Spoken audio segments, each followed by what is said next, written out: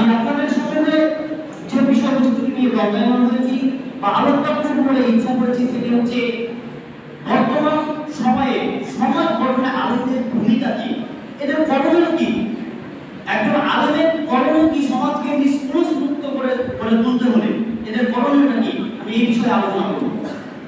একজন সমাজকে নিষ্কলুষ মুক্ত করে তুলতে হলে আলেমদেরকে আগে অগ্রাধিকার দিতে হবে, আলেমদেরকে আগে অগ্রণী দিতে হবে। কেননা আলেম সমাজই পারে এই সমাজটাকে নিষ্কলুষ মুক্ত করে তুলতে। আমরা ইতিহাস ভুলে গেলে চলবে না, আমরা ইতিহাসের পাতা খুললে আমরা দেখতে পাবো এর অতীতে আমাদের আলেমগণেরা তাদেরকে সমাজকে দেশকে নিজ দেশকে মুক্ত করতে তারা তাদের দেহের রক্ত খরণ করেছে, তারা বিলিয়ে দিয়েছে তাদের রক্ত, তারা এই ধরনের দেশ সমাজকে তারা নিষ্কলুষ মুক্ত করেছে। অতএব আমাদেরকেও তাহলে আমাদের বর্তমান সময়ে কি করণীয়, আলেমদের আমরা কি করলে আমরা আজকে যে মানুষ সাধারণ মানুষ রয়েছে আমরা বিশাল ব্যাধির মধ্যে রয়েছি, প্রত্যেকটা জিনিসে আমাদের ব্যাধি।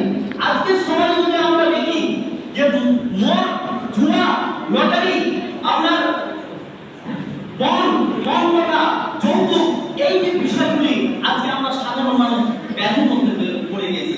আমরা যৌতুকের মধ্যে হাজারি করছি, কিন্তু এই সময় আমাদের আনন্দের কাজ হলো যে সেই জায়গায় গিয়ে যে মদ খাওয়া বা মদ পান করা যে হারাম কাজ এবং আল্লাহ যে বিধান দিয়েছেন সেই বিধানটাকে আমাদের মানুষের সামনে তুলে ধরা, মানুষের সামনে তুলে ধরা।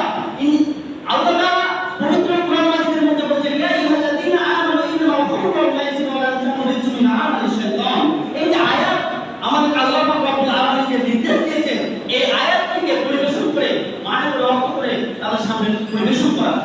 হে ইমানদারগণ, তোমাদের নিশ্চয় মদ, জুয়া, আত্মবাদী, চন্দা, লটারি এই সবগুলো হচ্ছে শয়তানের অপকর্ম, এইগুলো সবই শয়তানের কাজ। ওদের বিরুদ্ধে তোমরা বিরত থাকো। আমাদের সমাজের কাজ হলো, আলেমদের কাজ হলো এইভাবে বাধা দেওয়া। তারপরে এই যে যৌতুক, এই যে একটা সবচেয়ে মহামারী যৌতুক।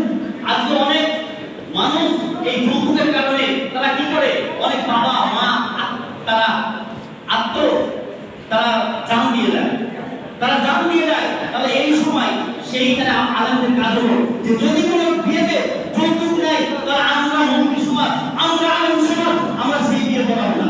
এবং এর পাশাপাশি গ্রামের যারা মডেল রয়েছে, সরকার রয়েছে, তাদের সাথে একটা মিটিং করা, তাদের সাথে তাদেরকে নিয়ে একটা বসা, যাতে করে আমাদের সমাজটা পরিশুদ্ধ হতে পারে, আমাদের সমাজের সাধারণ মানুষের যাতে করে সৎভাবে এবং নিষ্কলুষভাবে তারা জীবনযাপন করতে পারে, সাধারণভাবে জীবনযাপন করতে পারে, তারা যেন ব্যাধিগুলোর মধ্যে না পড়ে যায়।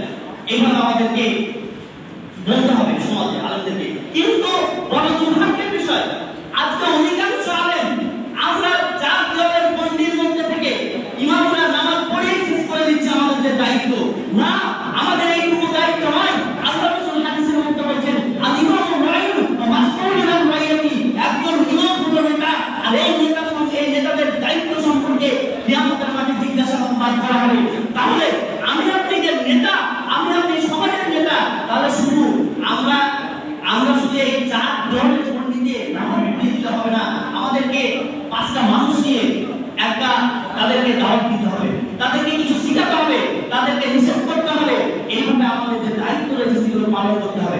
অর্থাৎ আমরা আমাদের সমাজটাকে পুরুষ মুক্ত করে গড়ে তুলতে পারবো না, কখনোই সম্ভব নয়। এবং আমি বলবো যারা আমরা শুনছি, আমরা যেন আলেমকে মর্যাদা দিই এবং আমরাও যেন আলেম যারা রয়েছি আমরাও যাতে করে সঠিক কথাগুলো সব মানুষের সামনে তুলে ধরতে পারি, সেই চেষ্টা আমাদেরকে করতে হবে।